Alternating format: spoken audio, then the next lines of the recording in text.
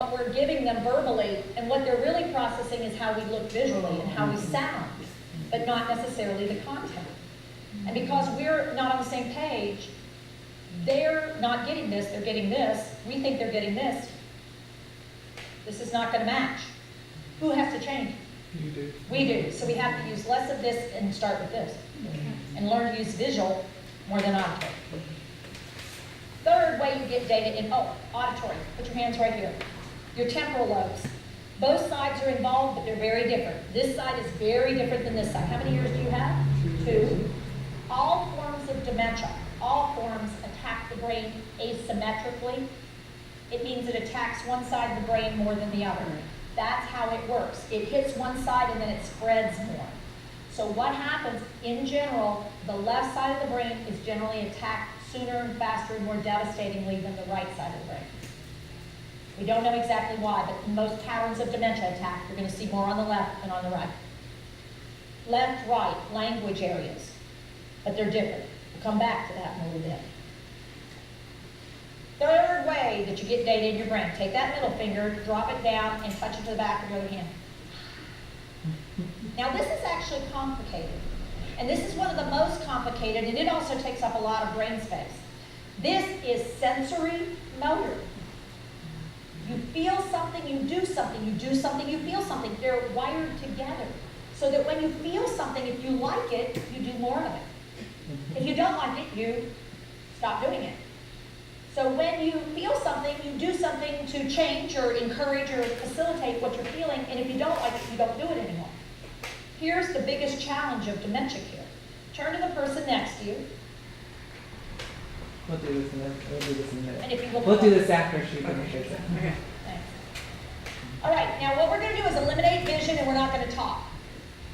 Okay, so we're taking away 2 of the ways that you would normally be able to get data into your brain, and I'm just going to use that third way. Go ahead and do that so you get the feel of what it feels like when you're doing this. So you can already tell where I'm going with this. This is not a good one to start with, because most people are not fond of the idea of starting an interaction like this.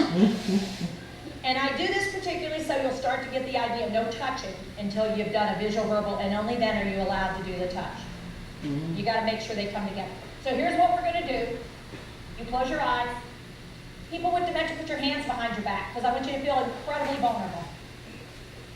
That's what this disease does. It robs you of skills, so you suddenly are pretty vulnerable. And you thought you were competent. Okay, so caregivers, here's what you're going to do. You watch me and do to them what I do to my person. Okay, y'all should have your eyes closed. There should be no peeking. Notice how many of you opened them up to see what I was up to. Yeah, they're sneaky like that. Okay, you ready? We're going to use these. Okay, you ready?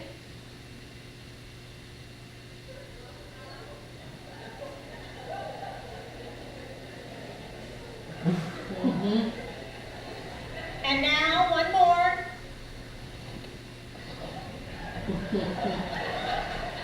Now, I'm going to pause you. Okay. All right. Wow.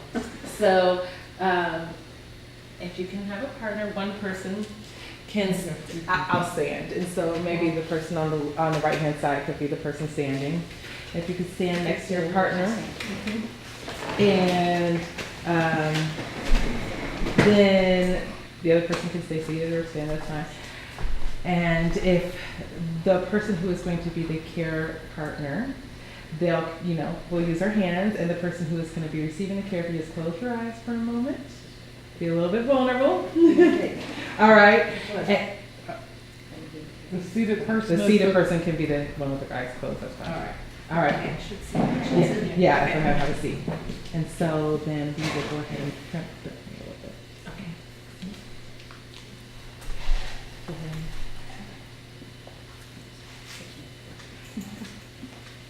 All right, that's good. Okay, now let us have a seat. That's something we've never done before. I was trying. Okay, so what happened for you? What did that feel like, particularly the person who was being touched? Odd. Yeah, it was odd. Even though I know her so well, it was still felt sort of weird. Yeah, weird. Because you couldn't see.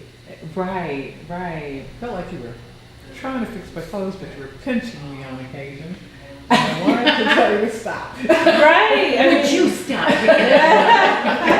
right. I mean, it's not desirable, right? It's not what we want. Seems invasive. Yeah, invasive, intrusive, even maybe. Okay. What did you find yourself wanting to do in reaction to that? Open my eyes. Right. Right. Yeah. You want to open your eyes. You want to know what's going on, Or stop. or stop. Yeah. Get them to stop. Right. Yes. And what do you think you would say or feel if you had dementia? What do you think you would say to the person? Get away from me. Yeah. Right. Yeah, it would probably be a more reactionary, immediate response. Or if they don't speak, like my Right. mother didn't, she quit talking totally. She was Mhm. probably this boy. Mhm. They were just- Right, yes. Yeah, we're going to touch on that, like the pull away, or maybe the smacking. Those are more of our primal senses, and we'll be talking about that as well.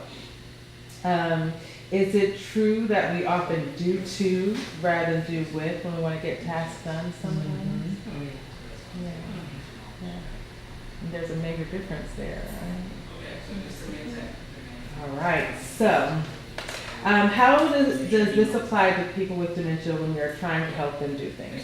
How could we apply this? Well, I just think sometimes you have your own goal to get certain things done, and then they're not ready, but you try to force it done, whether they're ready or not, because you have to get something done. It could be going to the bathroom, or giving a bath or a shower or something like that. And when they're resistant and you know you got to get it done, you don't stop. Right, You just Right. keep going. right. You gotta think through how they are feeling, Right. what they're going through. Wait a Right. minute, Right. is this gonna be good for them? Mhm. I'm supposed to be good for them. Right, Mhm. right. So often we're focused on our own thoughts, our own agenda, and we are taking into consideration the other person's. Maybe not just when the person has dementia, right? We walk into the room Yeah. and we start with what we're thinking, but there's someone already in there having their own thoughts, own agenda as well, right? Good point. All right, well, we'll watch a little bit more.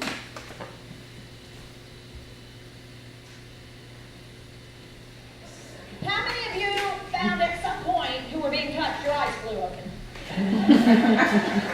How many of you realize you had a really hard time not going, "Oh, wait a minute, hang on there." Now, what I want you to do right now is touch yourself where we just touched you.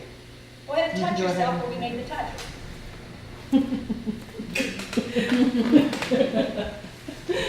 Okay.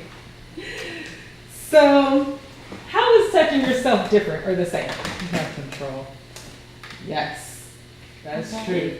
You have control, Ah, you there said? we go. Yeah, you know Mhm. what's coming. Does that make a big difference? Yes. Oh, yeah. Absolutely, yeah. Okay, so why do you think it feels so different, or why do you think it feels important to have some control? Well, that's what I thought of when I was doing it. As well as I know her, I can, touch her. But to do that, you don't know what their agenda is. You don't know if it's a safe place. You don't know if they're going to stop or if it's going to, because you absolutely have no idea. Right, You're in that state where you just don't know, and you're so vulnerable. right, vulnerability. And I kept thinking, when is she just going to go stop? Yes, It's yeah, too much. It's just scary. yeah. So even being the person who is doing that, it's uncomfortable. Yes. You know.